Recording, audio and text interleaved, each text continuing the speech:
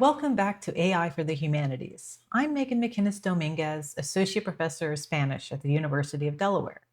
If you're new to the channel, this is where we explore how generative AI is reshaping ways that we create, research, and teach across the arts, humanities, and beyond.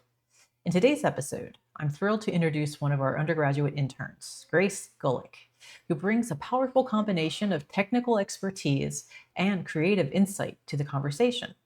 Grace is a computer science major with a minor in art, and she's deeply invested in the ethical and aesthetic questions raised by AI generated art. She's particularly fascinated by how tools like MidJourney are not just assisting artists, but beginning to shape the very definition of art in a digital era. Grace takes us through a hands on exploration of MidJourney, an AI tool that generates images from text prompts, and asks a deceptively simple question: can it replicate the Italian Renaissance? Along the way, she invites us to think critically about the blurred lines between human creativity and machine mimicry, the legal gray areas around copyright and artistic ownership, and the limits of AI when it comes to physical and conceptual media like pottery. If you've ever been curious or concerned about AI generated visuals, this is the episode for you. Let's dive in. Hello, my name is Grace Gulick. I'm a computer science major with a minor in art at the University of Delaware. And today I'm going to be talking to you about the AI tool MidJourney and how AI converges with the art world and where the line is between replication and creativity when it comes to AI and art. So I am someone who is very interested in AI. In the future, in my career, I would like to work in machine learning and AI. I think it's a very interesting topic and something that needs to be researched and expanded upon more. I also think art is a very interesting topic, especially I think it's an integral part of who we are as humans. I think converging those two topics, AI and art, is very interesting. I think there's a lot to be explored there. There's a lot of issues, a lot of complexities associated in this area of study, and I think it's quite interesting. A little bit about me: I love making art. Right now, I'm taking a ceramics class, and that's by far one of my most favorite mediums right now. It's very calming, very therapeutic. I highly recommend it. Yeah. So, MidJourney is an artificial intelligence image generator. It uses pre existing art and data to train its model so it can generate images. So, let's pop over to MidJourney right now. Let's create. So, these are some of the things I've created with MidJourney. A little sneak peek at what we'll be talking about today. As you can see, a lot of very detailed images, some of which are kind of not exactly accurate. I thought these were very cute, these little cherubs. But to give you more info about MidJourney, MidJourney was created by an independent research lab, MidJourney Incorporated. It can generate images based on prompts that you input up here. And you can also manipulate and edit those tools. So as you edit those images. So as you can see, we have some tools on the side here. We have an edit button, personalize, organize, and these are tools that you can gain access to with a higher subscription. Right now, I'm on the most basic subscription, so one day I'll get there. But let's click on what image do we want to do. Let's do this one. This is an interesting image. So I'm just going to show you some examples of how we can manipulate this image further. So down here, we have some creation actions. So let's say I want to make this more subtle. Let's subtle it. And then we'll go back to create, and that's generating this image right here. So there's while this loads, there's different levels of subscriptions you can have access to in MidJourney. And these different levels, they entitle you to the different tools I pointed out here, but they also entitle you to different rights. of the images that are generated. I know with some companies it varies, but if you have the most basic subscription, or if you are using an AI tool for free, you do not have many rights to the images that are generated. But if you pay for a subscription, you probably do have rights to those images. The kicker is, though, that the AI tool you're using also has rights to those images. So let's look at this. So as you can see, there's some variance going on here. But is it subtle? I don't know. I think it is. Yeah. There's some variety going on here, but it's generally the same. We can see some imperfections going on in places. I actually quite like the way you can see the canvas on this one. This is actually a pretty good image.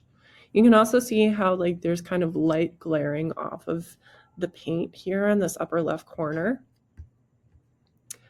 But there's some smudges here that kind of just don't fit with the image in general. Like we see all these harsh brush strokes and lines that kind of make the image what it is, but then we get to these points, these little gray blobs that are too smooth. Yeah. And this is something we'll expand upon as we navigate through this presentation today.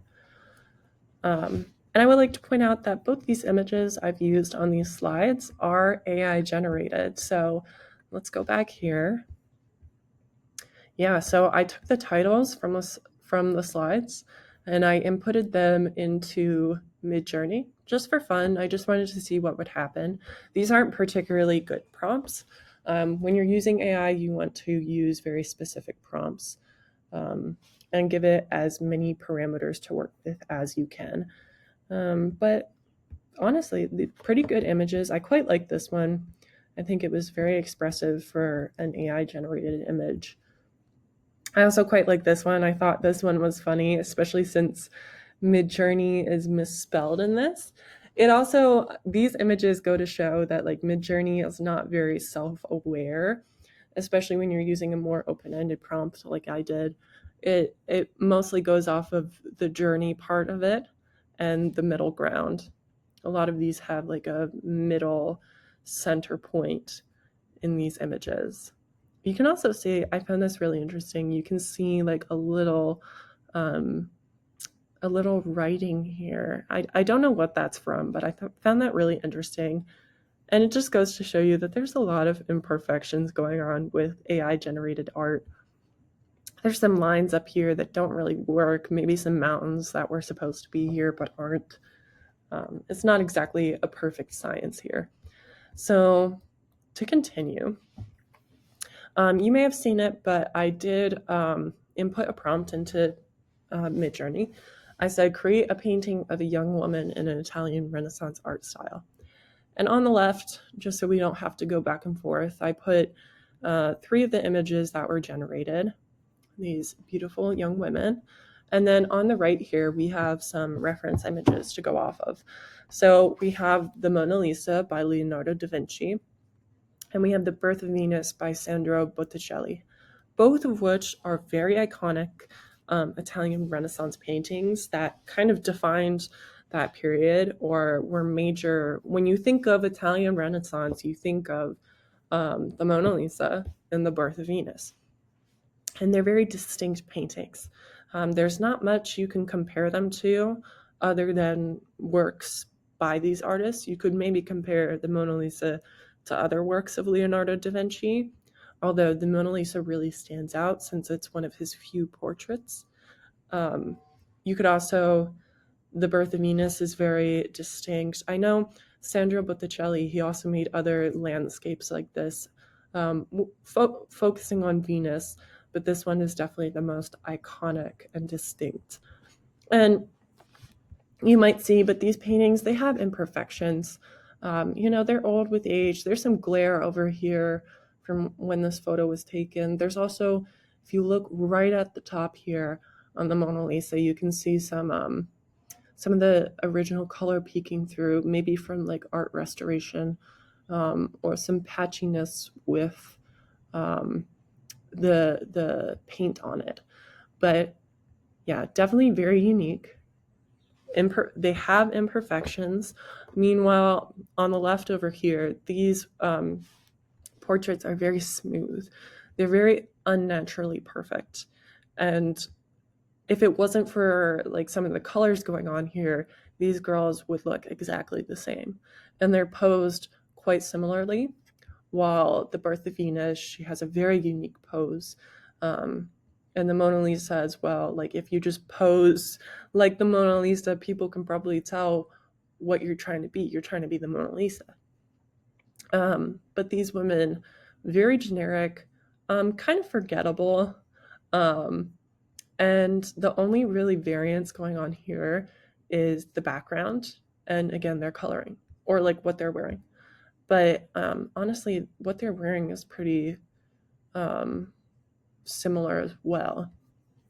But as you can see, there's significant differences in AI-generated art and human-made art. So a lot of artists have mixed opinions on AI-generated art and using AI in art. A lot of people say it's bad. A lot of people say it's okay. We just have to use it right. But there's been a lot of mixed opinions. There's also been a lot of legal battles between artists and AI companies, and that can get very complex as well, but we'll get into that later. So I want to point out an article titled Copyright Law is Going to Get Real Interesting, Y'all, by Camps. And this article makes a point how AI art is highly invariable, as we saw with these portraits over here, while human-made art is highly unique. And this is what I was pointing out when I said that the Mona Lisa and the Birth of Venus, they have mistakes. They have imperfections. We may not see them as imperfections, but the artist made imperfections. Nobody's perfect. And I know when I try and draw and paint, I make a lot of mistakes, which I can notice. But when I point them out to other people, they didn't even notice it to begin with. They thought it was part of the art. And sometimes those mistakes are what make things beautiful. For example, in pottery, when we make a mistake with a piece, a ceramic piece, we usually make that the focal point of the piece. We usually incorporate that into either the functionality or the overall style of the piece, and it becomes something we appreciate about the piece. Meanwhile, in AI, this is not the case. AI focuses on total perfection and smoothing these features and smoothing the lines and making sure they're precise and they're straight and nice. While human-made art does not do this. So in another article, Why Are Artists Becoming Less Scared of AI? This author discusses how AI companies are using pre-existing art to build their data set, and artists are arguing this goes against copyright laws. So what this is called scrapping. So AI companies will scrap digital art to use to train their data models. And it's complex because nobody really knows. There's no definite guidelines on the laws, the copyright laws associated with digital art, or at least it can get very murky when we get into a legal battle. But a lot of AI companies use this murkiness and uncertainty when it comes to these copyright laws in order to scrap artists' digital art without their permission. And so these artists, if you look at this article, these artists, a group of artists sued a company because they scrapped their art. And when we're using art without the consent of the artist, not great. It's not ethical. It just doesn't make sense. And it's just something we should avoid. And I'll get into that. But it's definitely something to consider because these AI image generating tools, they do need some data to go off of to train their models. They do need something to train the tool. So it's hard because they're taking digital art off of the internet and using that because it's already on the internet. But artists are arguing that people are now able to completely plagiarize their work. For example, if I was to put into the text box here, like generate an image of, generate a painting of a clock in the art style of Salvador Dali. Some artists would argue that that is plagiarizing, depending on how accurate the image is that is generated. And some AI models, other than MidJourney, if you explore and look around, they're pretty accurate. I mean, as we can see, the images generated here, I mean, these aren't exactly accurate. They're actually kind of cool. I kind of like these, but they're not accurate to what we know as Salvador Dali, his art style. These are definitely more unique. I wouldn't recognize this as Salvador Dali's work. But again, there is that argument of like this melting clock idea. Are we plagiarizing that from Salvador Dali's like melting clock? Is this copying? It's also not exactly accurate because we have a tree up here. You know, I don't know what's going on half the time in these images because they just have so many imperfections that AI doesn't catch.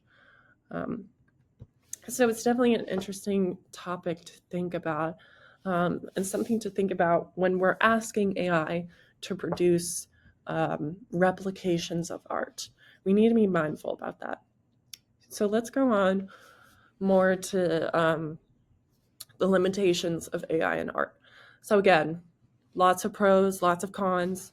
Some of the cons we also have to consider as well is the environmental impacts. So how much wastewater is being produced by using AI, and the environmental impacts as well, mining for the materials used to create these AI models. Some of the pros are also some artists generate reference images using AI, and they use that to model their painting after. We can also look at AI for people who have trouble imagining book characters. I know sometimes I use AI to help me imagine or visualize a character in my novel if I'm having trouble understanding a text. And just to generally like help people visualize images and characters and stuff like that. And I mean, other AI models like ChatGPT, I mean, there's so many applications, especially in the medical field, when it comes to things that human minds are slow to compute or human minds have not gotten there yet, or something that's necessary like medicine. AI is very useful for that. But again, a lot of cons. There's an issue of replication, plagiarism, as we mentioned, and digital art being scrapped, and copyright. Like, will generative AI be sued? Like, is this something that could produce a legal battle in the future, like completely? We also have to think about where do we draw the line between art and AI? Because a lot of people, there's controversy over whether the art that you generate using AI, using these prompts, is it your art? Like, is this my art? Do I own this image? Is this image something that I have rights over? Or is it considered art? Is it considered my art? And when we get into tools like editing and these creation tools down here, is it art then, or does it become more art then? Definitely some existential questions to think about, but yeah, like what amount of human creativity added to this will make it art, or is it already art? It's definitely a fine line. A very hard line, murky line, um, and definitely hard to draw. It's hard to draw that line. We can't really get a definite answer on this. It's really hard to try and have one answer, one black and white situation for this, because it's not black and white, it's gray. There's so many complexities and mixed opinions and facts and information on this that it's just difficult to decide. So I know we talked about a lot about what MidJourney can copy, or what people can plagiarize, if people can plagiarize using MidJourney or other image generators. But I want to point out that there's some art genres and art styles that AI can't replicate. For example, the pottery class that I'm taking, AI can't replicate pottery, at least not yet. And pottery is very integrally a physical art. We are infusing that clay with our shape. It's unique. Just as like we have a unique thumbprint, pottery is integrally unique to each creator, each artist. There's also art styles such as a conceptual art style. So I inputted here a prompt to create an image of a flock of birds in a conceptual art style. And on the left, here's the flock of birds. A very cool image, but I wouldn't say this is a conceptual art style. There's nothing really going on here that I would say is conceptual, because conceptual art is, you need a human mind for that, because we're making commentary on society, we're making connections, ethical connections, moral connections, societal connections. We're also trying to be self-aware, which we've proven that AI is not very good at being self-aware. Just from this image alone, it's not really aware of itself, or doesn't have a lot of moral codes or ethics to live by. So on the right here, we have a good example of a conceptual art piece. We have 1 and 3 chairs, and this piece is commentary on what we see as reality. So we have 3 chairs. We have a physical chair, we have an image of a chair, and then we have the definition of a chair. So something intellectual like this is just not something MidJourney can copy. This is also like the mixing of different mediums. So we have like a physical object here. Again, MidJourney can't copy that. And we have an image that MidJourney probably could copy, but that's only one part of this art piece. This piece of art, this painting, this image, is not just the art. It's a piece of the art, and everything here makes it the art that it is, if that makes sense. And then we have literature involved. We have the definition of the chair. We can also talk about performance art. Performance art, that's not something that is easily replicated by AI. This can also get more into video generators and audio generators. Again, they're good, but they're not perfect. They can't do this perfectly, and it'll take a lot to make image, video, or sound generators completely perfect. And even then, performance art is something that is meant to be experienced in person. It's called performance art for a reason, because it is a performance and a connection between the viewers and the performer. It's just something that can't be copied by MidJourney. We can also talk about human creativity and unique art styles, like I was talking about with the Mona Lisa and the Birth of Venus. Again, just they're so iconic. You can't really think of anything else that can compare to these. because they are unique. They are creative and they are unique, which is not something that MidJourney can easily copy, because MidJourney and other AI image generators are working off of pre-existing art. They're working off of a knowledge of pre-existing art, and they don't have any way to think of new ideas, because we are giving them the new ideas. We are inputting those parameters, and they don't know how to add that themselves.